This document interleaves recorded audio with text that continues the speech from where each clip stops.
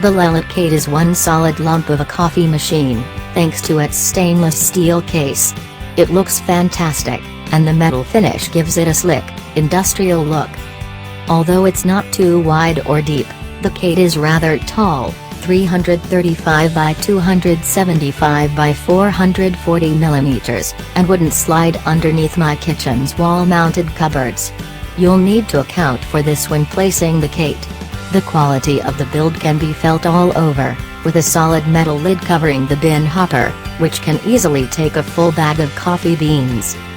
Grinding coffee is as simple as placing the group handle under the dispensing spout. One click delivers a single dose, 2 clicks and gives you enough coffee for a double shot.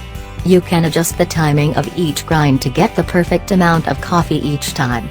As you change beans, you may find that you need to adjust dosing times slightly, too.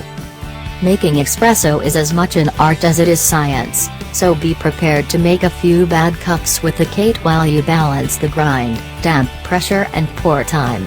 I found that a reasonably fine grind combined with a light tamp worked best for me with my test beans.